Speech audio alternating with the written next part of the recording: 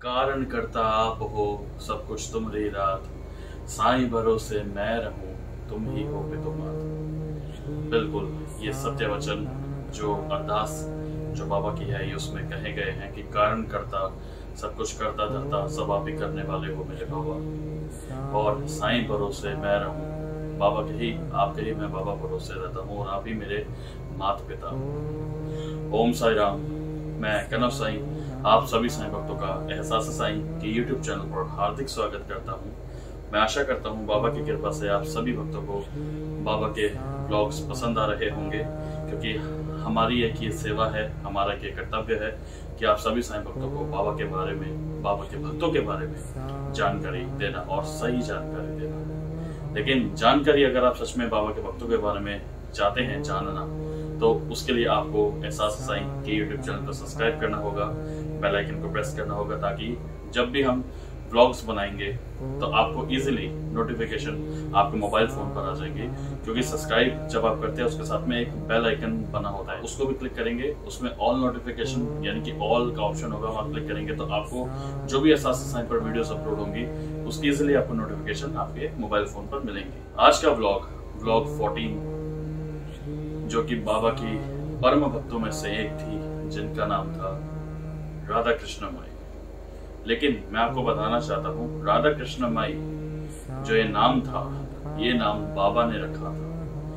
राधा कृष्ण माई जी का जो पूरा नाम था वो कुछ और था। राधा कृष्ण माई जी का पूरा नाम था सुंदरी बाई कशीर सागर। जी हाँ, ये राधा कृष्ण माई जी का ओरिजिनल नेम जो उनके माता पिता ने नाम रखा था वो था सुंदरी बाई कशीर सागर। जी हाँ, और राधा कृष्ण माई यानी कि सुंदरी बाई कशीर सागर का जो जन्म हुआ था वो 1882 में अहमदनगर में वो उनका जन्म हुआ था, वो वहीं की निवासी थी। और आप सभी साईं भक्त जानते हैं कि राधा कृष्ण माई जी का हर ग्रंथों में बाबा के जिक्र हुआ है कि कितनी राधा कृष्ण माई जी ने बाबा की सेवाएं करी हैं। मस्जिद माई की खासकर राधा कृष्ण माई जी ने सेवा करी है। राधा कृष्ण माई जो नाम था वो बाबा ने उनको दिया था, क्योंकि बाबा उनको राधा कृष्ण माई भी कहते थे, राधा कृष्णी भी कहते थे और आई भी कहते थे। जी हाँ, क्योंकि बाबा अपने भक्तों को प्यार से कुछ भी नाम दे दिया करते थे। तो राधा कृष्ण माई जी का जो ओरिजिनल नेम था वो सुंदरी बाई कशीर सागर था, और राधा कृष्ण माई जी का जो जन्म हुआ था वो 1882 में अहमदनगर में हुआ था। जी हाँ, राधा कृष्ण माई अहमदनगर की निवासी थी, और 1899 में उनका विवाह हुआ जब वो 17 साल की थी। जी हाँ, जब वो 17 साल की हुई तो उनका विवाह हुआ, और उनका विवाह महाराष्ट्र के एक कास्ट है दहिंदकार परिवार में उनका विवाह हुआ जब वो 17 साल की थी। लेकिन दुर्भाग्यवश जब उनके विवाह को 8 दिन ही बीते थे कि उनके जो पति थे उनका देहांत हो गया, जिससे राधा कृष्ण माई बहुत टूट गई। राधा कृष्ण माई जी जो थी वो ज्यादा किसी से भी वार्तालाप नहीं किया करती थी। वो बहुत एक रिजर्व नेचर की, यानी कि किसी से न मिलती थी, ना किसी से बात किया करती थी। वो बहुत धार्मिक प्रभाव की थी और उनको ग्रंथों से बहुत प्यार था। जी हाँ, तो जब उनके पति का देहांत हो गया तो वो एकदम से टूट गई। उन्होंने एक वैराग्य धारण कर लिया। वैराग्य मानी यानी कि उन्होंने जो है दुनिया के जो भी मोह माया थी वो सब छोड़ दी, और वो उन्होंने एक वैराग्य अपना धारण कर लिया, और सिर्फ वो प्रभु का ही गुणगान करने लगी। और आप ये मान लीजिए कि वो उस समय इतने डिप्रेशन में हो गई थी कि वो किसी से भी बात नहीं करती थी, वो चुप रहती थी। यही देखते हुए सन 1902 में राधा कृष्ण माई जी को उनके दादाजी के यहाँ भेजा गया, जो कि वो वकील थे। जी हाँ, सन 1902 में राधा कृष्ण माई जी को उनके दादाजी, जिनका नाम था बाला साहेब गणेश, जी हाँ, उनके ग्रैंडफादर थे बाला साहेब गणेश राधा कृष्ण माई जी के, उनके वहां पे उनको भेजा गया, और वो पेशे से वकील थे। उनके वहां उनको राधा कृष्ण माई जी को इसलिए भेजा गया ताकि उनका उनका जो माइंड, जो एनवायरमेंट था, जो माहौल था, वो थोड़ा सा उनका बदल जाए। क्योंकि इतनी बड़ी उनके लिए ये दुर्घटना जो हुई, उनके पति का जो देहांत हुआ, बहुत मुश्किल होता है एक स्त्री के लिए। तो जब उनको वहां पे उनके घर में रुकने के लिए, वहां पे जो राधा कृष्ण माई जी वहां उनके अपने दादाजी के घर रुकी, लेकिन वो उनके घर बिल्कुल नहीं रुक पाई। अगले ही दिन सुबह वो बिना बताए अपने दादाजी को, अपने ग्रैंडफादर को वहां से भाग गई, और कम से कम 5 साल तक वो पूरे भारत में घूमी। जितने भी मंदिरों थे वहाँ पे वो गई, जितने आश्रम थे पूरे भारत में वहाँ पे वो गई, और वो फिर पंढरपुर में भी गई जो महाराष्ट्र में स्थित पंढरपुर है। जी हाँ, और सन 1905 में राधा कृष्णबाई नाना साहेब चंदोरकर जो बाबा के परम भक्त हैं, मैंने जिक्र किया हुआ है काफी ब्लॉग्स में बाबा के, नाना साहेब चंदोरकर के जरिए से राधा कृष्णबाई शिरडी आई 1905 में, सन 1905 में। जी हाँ, और जब वो शिरडी आई तो वो द्वारका माई की तरफ बढ़ी, और उस समय द्वारका माई में बाबा मौजूद थे, और उस समय और भी भक्त थे जो बाबा के साथ थे। जी हाँ, जिसमें तात्या कोते पाटिल और भक्त महालसापति जी भी थे। और उस समय बाबा अपनी गादी पर बैठे होते, और जिस तरीके से वो बैठे होते मैं आपको बताता हूँ। इमेजिन करिए कि बाबा गादी पे बैठे हुए हैं और उनकी एक कोनी जो लकड़ी की जो रेलिंग है वहां पे ऐसे करके बाबा बैठे हुए हैं, और दूर से वो देखते हैं कि एक स्त्री आ रही है सफेद साड़ी में। एक स्त्री आ रही है द्वारका माई की तरफ सफेद साड़ी में, और उसने व्हाइट कलर की साड़ी पहनी थी जो कि ज्यादा साफ नहीं थी, और उसके हाथ में एक तारा था। तारा एक म्यूजिकल इंस्ट्रूमेंट होता है जो गिटार की तरह जो जैसा दिखता है, और गले में तुलसी की माला और हाथ में तुलसी की चूड़ियां थी। और वो बाबा की तरफ, द्वारका माई की तरफ जैसे वो आई राधा कृष्ण माई, तो उन्होंने द्वारका माई की सीढ़ियों पे माथा टेका और बाबा को प्रणाम किया, और बाबा ने उनको निहारा, और बाबा ने उनको यह आदेश दिया कि तुम शाला में जाकर अपना निवास करो। जी हाँ, शाला यानी कि पाठशाला यानी कि विद्यालय। तो राधा कृष्ण माई जी ने बाबा के जो आदेश थे उनको माना, और ये शाला उस समय बाबा के समय में ये द्वारका माई और चावड़ी के बीच में हुआ करती थी। तो उस समय राधा कृष्ण माई वहां पर जाके उन्होंने अपना निवास स्थान जो है वो संभाला। और मैं आपको बता दूं, राधा कृष्ण माई जो थी वो कृष्ण जी की और राधा रानी जी की बहुत बड़ी भक्त थी। उनके पास उनकी झोली में, क्योंकि राधा कृष्ण माई साथ में झोली भी लटका के चला करती थी, उनकी झोली में 9 इंच की राधा कृष्ण जी की मूर्ति होती थी।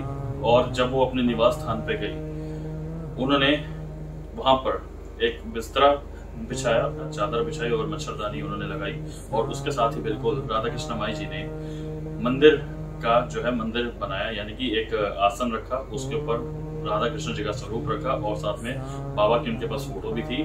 2 फोटोएं थी बाबा के पास उनकी, एक बाबा फर्श पर बैठे हैं और एक बाबा पत्थर पर बैठे हैं, और वो नित्य पूजा किया करती थी बाबा की भी और ठाकुर जी की यानी कि कृष्ण राधा जी की। और वो दोनों फोटो पर राधा कृष्ण माई मालाएं चढ़ाती थी।